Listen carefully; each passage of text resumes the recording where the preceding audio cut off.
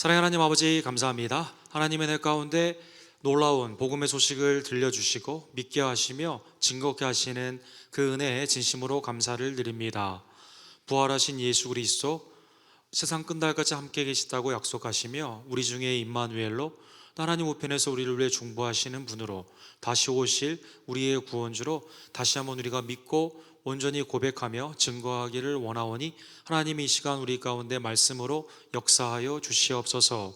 믿어지는 귀한 은혜를 허락하여 주시고 증거하는 새 힘으로 이 시간 나타나 주시옵소서. 예수 그리스도의 이름으로 간절히 기도드립니다. 아멘. 중세의 타락한 교회에서 마틴 루터 종교개혁가가 이제 1517년에 비텐베그 성당에 33개의 반박문을 게시함으로 말미암아 종교개혁이 시작되게 되었습니다. 종교개혁은 순조롭게 된 사역이 아닌 수많은 캐톨릭의 저항과 그리고 개신교를 믿는 나라와 그렇지 못한 나라 간의 전쟁으로 발전이 되면서 루터의 마음을 매우 괴롭게 했다고 합니다. 1537년경에 루터는 굉장히 큰 목회적인 우울증과 같은 증세로 내가 하나님의 뜻 가운데 종교개혁을 한 것이 맞는가라는 슬픔에 잠기는 그러한 일이 많이 있었다라고 합니다. 그러는 와중에 어느 날 그의 아내였던 왼쪽에 보시면 아이를 안고 있는 분이며 오른쪽에 있는 상복을 입은 어느 날 루터의 아내 카탈리나 모라라는 그 아내가 상복을 입고 나타나게 되었습니다. 루터는 깜짝 놀라 우리 주위에 있는 성도나 친척 중에 누가 돌아가셨냐라고 묻게 되니까 이 캐탈리나 보라가 이렇게 말했다고 합니다. 예수님이 돌아가셨습니다라고 이렇게 말했다는 것입니다. 루터는 깜짝 놀라서 예수님은 부활하셨는데 우리 가운데 계신데 왜 돌아가셨냐, 당신 미친 거 아니냐라고 하니까 이 아내가 하는 말이, 루터 당신 보니까 예수님이 마치 돌아가신 것처럼 생각하며 지금 낙심에 빠져 있는 것을 보니 예수님은 우리 집에서 돌아가셨다라는 것입니다. 여러분, 우리의 삶 가운데 부활절을 올해 또 한 번 맞게 되었습니다. 어찌하여 산자를 죽은 자 가운데서 찾느냐? 천사들은 여인들에게 그렇게 질책했습니다.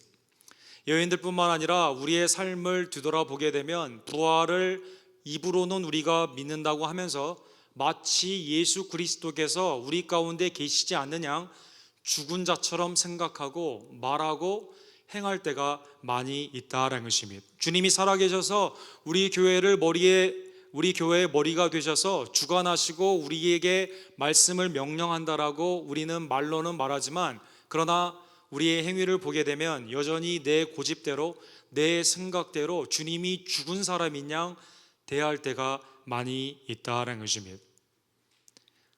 부활절 두 번째 주일을 맞이하여 우리의 삶은 과연 살아계신 예수 그리스도 앞에 예수님을 여전히 존귀히 여기고 그의 말씀에 온전히 믿음으로 따라가며 증거하는 삶인지를 다시 한번 되돌아보기를 간절히 원합니다. 예수님이 부활하신 후에 오늘 본문에 보면 엠마오 도상에 있는 두 제자에게 나타나셨다라고 나와 있습니다.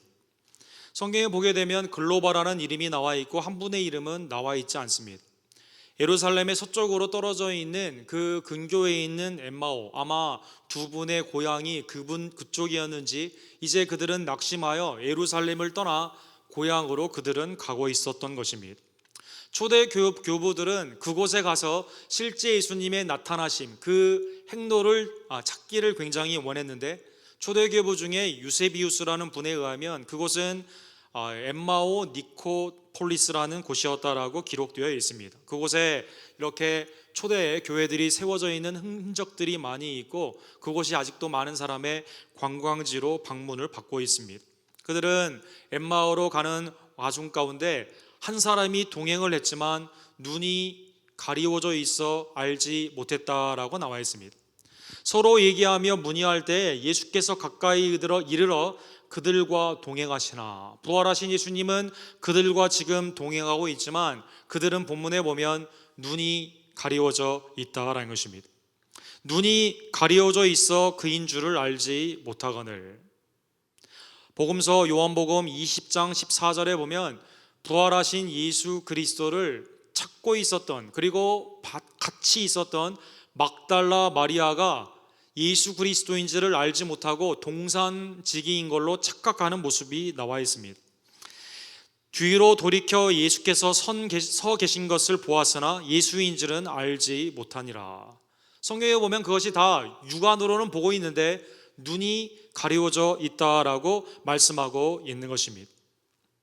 우리는 많은 사람들이 예수 그리스도를 내 앞에 갖다 놓으면 내가 직접 보면 믿겠다라고 말을 합니다. 창조의 그 기사가 내가 정말 빛으로 하나님이 창조하시고 말씀으로 그 가운데 나타나는 그 현장에 있다면 내가 믿겠다라고 하는 사람들을 많이 보게 됩니다. 그러나 육안, 우리 네이키드 아이는 faith, 믿음의 눈과는 반대의 현상을 가지고 있습니다. 예수님이 살아계셔서 말씀과 능력 가운데 수많은 일을 하나님의 아들됨을 증거하셨지만 여전히 예수 그리스도를 십자가에 못 박은 것은 유대인들이었다라는 것입니다.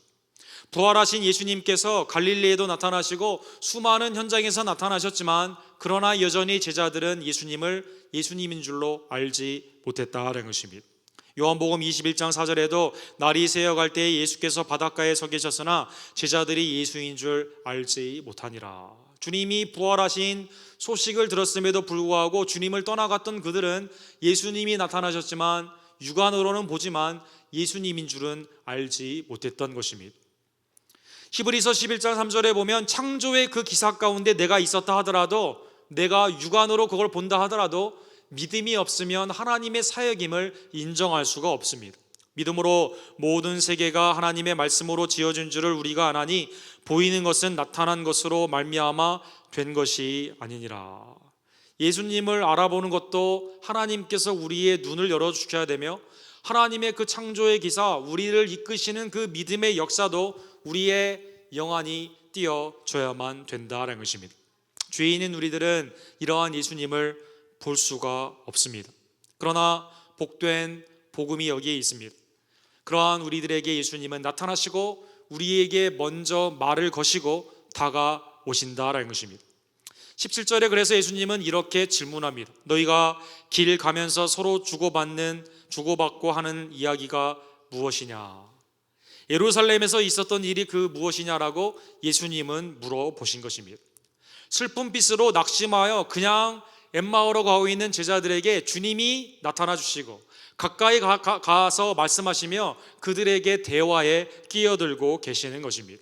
성경에 보면 주님은 언제나 우리에게 먼저 다가오십니다. 우리를 먼저 사랑하시고 사랑하시되 끝까지 사랑하시는 그분이 바로 곧 하나님이시다라는 것입니다.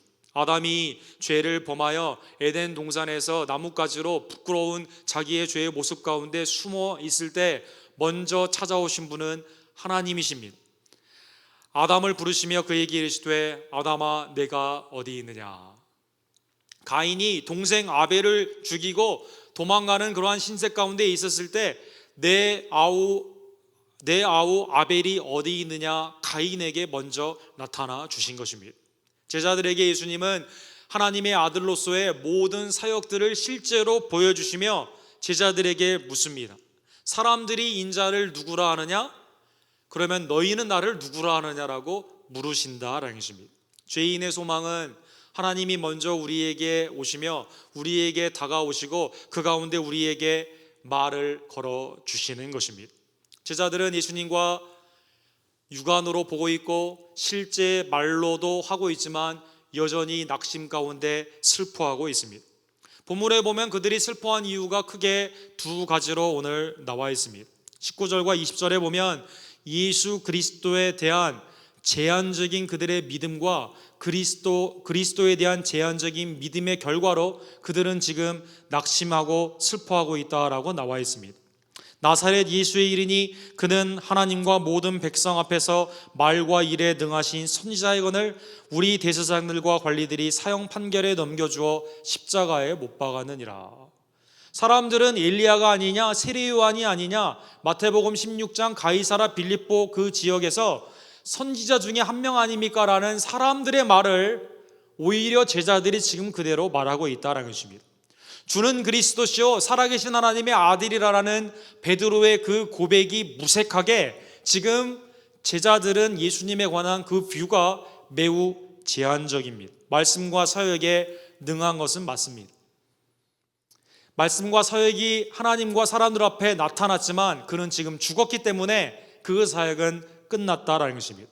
그래서 부활의 불신 가운데 그들은 지금 낙심과 슬픔에 잠겨 있는 것입니다. 우리는 왜 신앙생활을 하다가 낙심을 하고 신앙생활을 하다가 슬픔에 잠길 때가 있을까요? 주님의 그 사역을, 원대한 그 사역을 눈이 어두워 보지 못하는 것입니다. 내가 못하면 주님도 못할 거라는 그러한 한계로 주님을 제한합니다.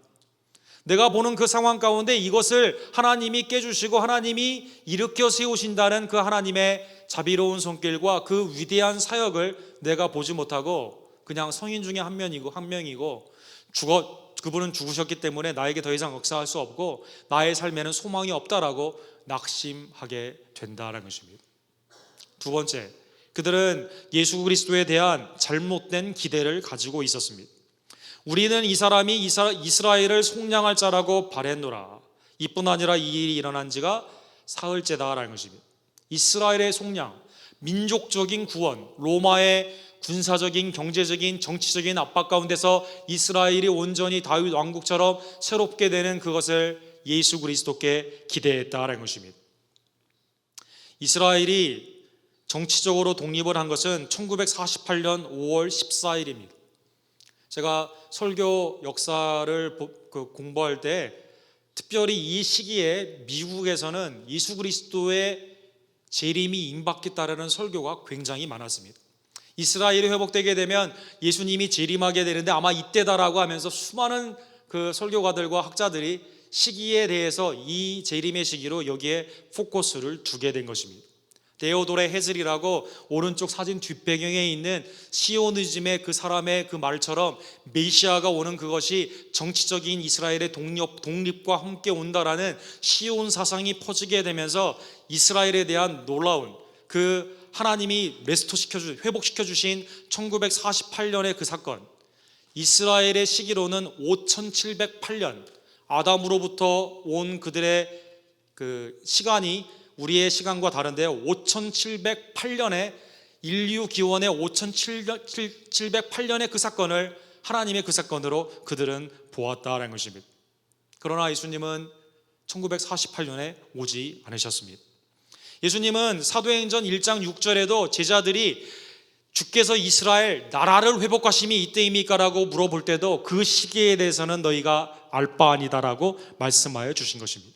제자들은 예수님을 수없이 따라다니고 주님 앞에 충성을 맹세했지만 어디에 목표를 두고 있습니까? 주님의 나라의 왼편과 오른편의 그 자리에, 그리고 심지어 예수님의 십자가의 부활과 십자가의 죽음과 부활을 알면서도 사도행전 1장 6절에도 그 나라가 현세적으로 이스라엘의 독립 가운데 올 것으로 그들은 기대했다라는 것입니다. 그러다 보니 주님에 대한 잘못된 기대는 삶의 어려움 가운데 신앙으로 이기지 못하고 슬픔에 빠지게 하는 것입니다.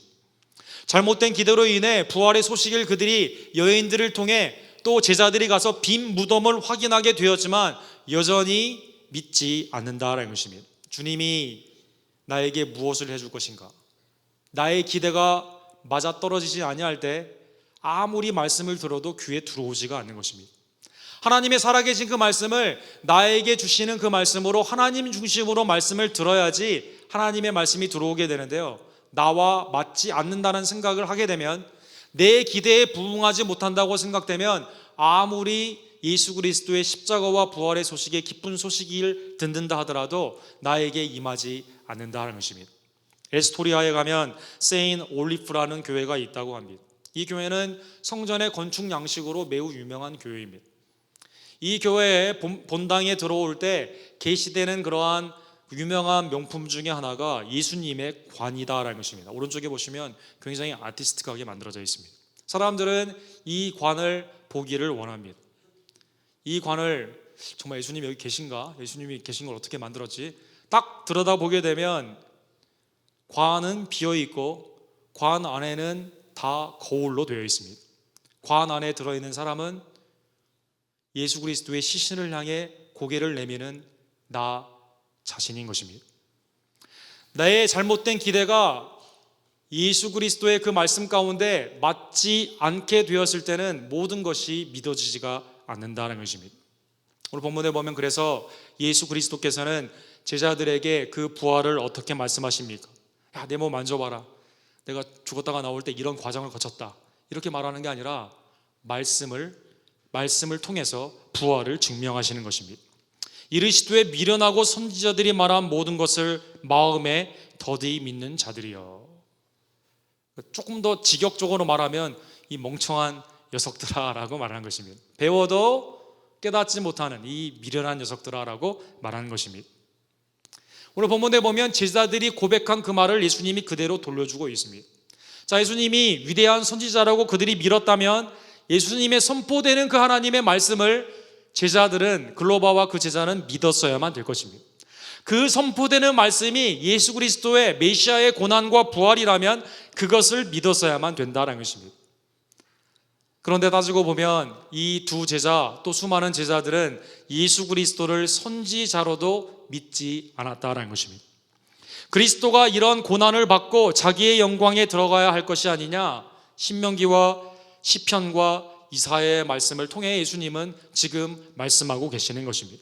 죄사함을 위한 메시아의 고난의 죽음, 영생을 위한 영광의 부활의 그 사역이 다 하나님의 말씀 가운데 기록이 되어 있고 선지자를 통해 선포되었는데, 너희가 만약 나를 위대한 선지자로 여겼다면 내 말을 통해서도 그 말이 수없이 전파되었는데 왜 그것을 미련하여 믿지 않느냐라는 것입니다. 사랑하는 성도 여러분, 오늘 본문에 보면 우리에게 큰 도전의 말씀이 있습니다. 주님을 육안으로 본다 하더라도, 말씀을 내 귀로 듣는다 하더라도 그게 믿음과 직결되지는 않는다는 것입니다. 성경 따로, 예수 그리스도 따로, 하나님의 말씀 따로, 내 생각 따로 연결고리가 믿음으로 있지 않으면 아무리 교회를 오래 다녀도 주님을 3년 반 동안이나 육안으로 보았다 하더라도 구원과는 관련이 없다라는 것입니다. 예수님의 수많은 사역을 보고도 믿지 않고 또 다른 표적을 원했던 바리새인과 서기관들, 예수님은 요한복음 5장 39절에 이렇게 말씀하십니다. 너희가 성경에서 영생을 얻은 줄 생각하고 성경을 상고하거니와 이 성경이 곧 내게 대하여 증거하는 것이로다. 성경 아무리 많이 보면 뭐합니까? 그리스도와 연관을 시켜서 생각하지 못하는 것입니다. 잘못된 기대, 또 나의 삶의 정욕을 가지고 다른 관점으로 성경을 수없이 읽다 보니 메시아가 내 앞에 육안으로 나타난다 하더라도 엉뚱한 다른 표적을 구하게 된다는 것입니다. 나사로와 부자의 비유를 통해서 누가복음 16장에 보면 나사로는 지옥에서 이렇게 간구합니다. 만일 죽은 자에게서 저희에게 가는 자가 있으면 회개하리이다. 이때 뭐라고 말씀하십니까? 모세와 선지자들에게 듣지 아니하면 비록 죽은 자 가운데서 살아나는 자가 있을지라도 고난을 받지 아니리라 하였다 하시니라.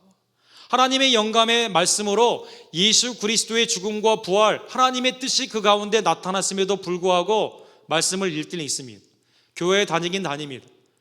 많이 아는 것 같이 보이지만 다 결국엔 내 생각이며 나의 잘못된 기대이다라는 것입니다.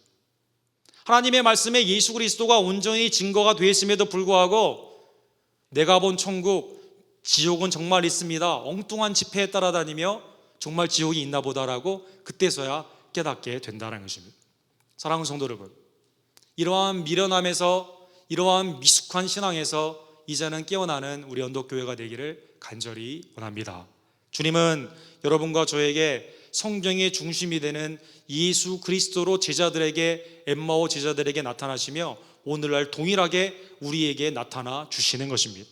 예수님은 27절에 보면 모세와 모든 선지자의 글로 시작하여 모든 성경에 쓴 바 자기에 관한 것을 자세히 설명하셨다라고 증거하고 있습니다.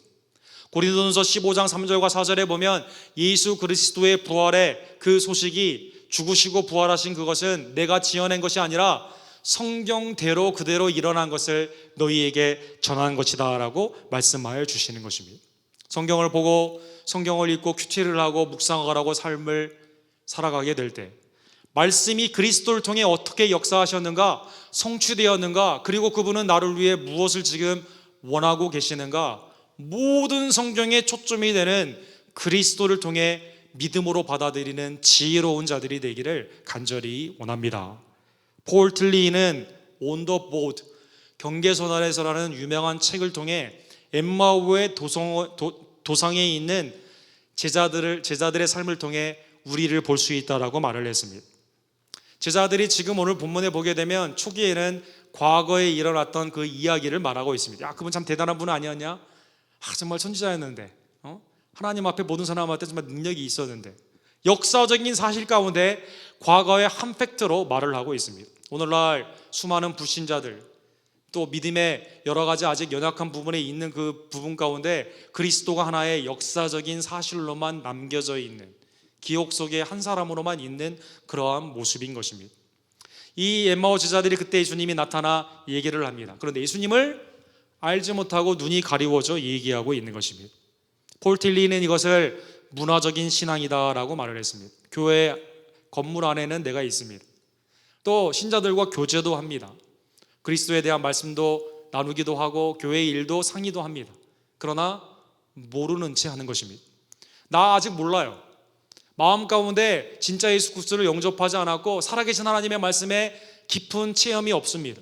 그러다 보니 문화적으로 따라다니고 있다는 것입니다. 이것도 saving faith, 온전한 믿음이 아닌 것입니다. 폴 틸리는 우리의 궁극적인 구원의 신앙은 주님과 연합하는 커뮤니언 페이트, 오늘 우리가 성찬식을 하게 되는데 커뮤니언이라고 하죠. 하나가 되는 그 신앙이다라는 것입니다. 엠마오 제자들이 그리스도의 말씀을 통해서 말씀의 확신을 통해 그리스도가 살아계시고 나를 위해 역사하시는 부활주임을 고백하게 됩니다. 그 가운데 주님과 대화하게 된다는 것입니다. 과거의 한 사건에 머무는 것이 아니라 문화적인 그 교회 안의 문화만 누리는 것이 아니라 정말 나의 구세주가 되는 것입니다. 정말 나의 삶 가운데 살아계시고 역사하시는 그분을 내가 온전히 믿고 고백하며 교제하게 된다는 것입니다.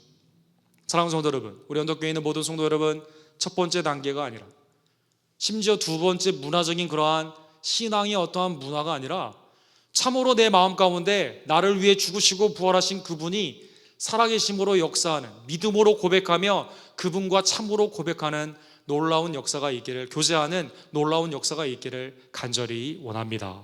오늘 본문의 말씀을 적용하며 우리 함께 이렇게 도전하기를 원합니다.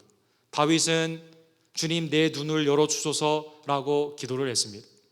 주의 율법의 놀라운 것을 보게 해달라고 기도한 것입니다. 하나님의 말씀의 역사를 내가 볼 수 있도록, 하나님의 말씀의 그 살아계심을 내가 볼 수 있도록 주님 제 눈을 밝혀주십시오, 열어주십시오 라고 말을 한 것입니다. 에베소 교회를 향해 바울 사도는 어떻게 기도했습니까? 너희 마음의 눈을 밝히사. 하나님께서 open your eyes of mind, 너의 마음의 눈을 밝혀주사 이제 하나님의 역사를 보기를 원하신다라는 것입니다. 무엇을 보기를 원하십니까? 부르심의 소망이 무엇인가? 성도 안에서 그 기업의 영광의 풍성한 것이 무엇인가? 하나님이 지금도 역사하시며 힘의 유력을 통해 하나님이 성도를 어떻게 쓰시는가? 우리에게 베푸신 그 은혜가 얼마나 큰 것인가를 알게 하기를 원하셨다는 것입니다. 오늘 부활절 두 번째 주일을 맞이하여 혹시 우리 가운데 상복을 입어야 되는, 여전히 주님은 살아계시지만 죽은 사람인 양 취급하고 있지는 않은지, 주님이 없다는 듯이 내가 행함하고 내 고집대로 행하며 내 생각대로 말하고 주님을 증거하지 못하는 그러한 삶으로 나아가고 있지는 않은지 회개하며 주님 제 마음의 눈이 열어지기를 원합니다. 주님의 살아계심과 그 풍성한 역사를 온전히 믿음으로 주님과 참 교제의 기쁨으로 나아가기를 원합니다. 함께 기도하는, 또 우리의 주위에 있는 아직 예수님을 알지 못하고 깨닫지 못하는 자에게 주님 그들의 마음의 문을 열어주시고 눈을 밝혀주십시오라고 기도하는 하나님의 백성들 되기를 간절히 원합니다. 사랑의 하나님 아버지 감사합니다. 부활절 두 번째 주일의 말씀을 통해 다시 한번 우리의 삶을 엠마오 두 제자를 통해 깨닫게 주심에 진심으로 감사를 드립니다. 주님, 우리가 주님을 믿는다고 고백하지만 그러나 여전히 역사의 한 사실로만 부분적으로 받아들이고 있지는 않은지요? 신앙생활을 한다고 하지만 문화에 휩쓸려 있으며 믿음의 참 고백과 진실한 하나님의 진리를 깨닫지 못하고 또 참 증인의 삶으로 주님을 알아보지 못할 때가 얼마나 많이 있는지요? 주님, 우리의 신앙이 주님의 말씀을 통해 말씀이 육신이 되어 오신 예수 그리스도를 온전히 믿음으로 받아들이며 고백하며 증거하는 확신과 기쁨의 교제가 있는 신앙이 되기를 간절히 원합니다. 주님, 우리 언덕교회가 살아계신 예수 그리스도께서 교회의 머리가 되심을 다시 한번 깨달으며 그의 말씀의 명령 앞에 순종하는 교회가 되기를 원합니다. 땅끝까지 복음을 증거하기를 원합니다. 서로 사랑하는 교회가 되기를 간절히 원합니다. 그리스도의 장성한 분량까지 자라나는 주의 뜻을 이루어가는 복된 영안이 밝혀지고 주님의 놀라운 빛 가운데 세상을 밝히는 하나님의 자녀들이 될 수 있도록 주여 역사하여 주시옵소서. 예수 그리스도의 이름으로 간절히 기도드립니다.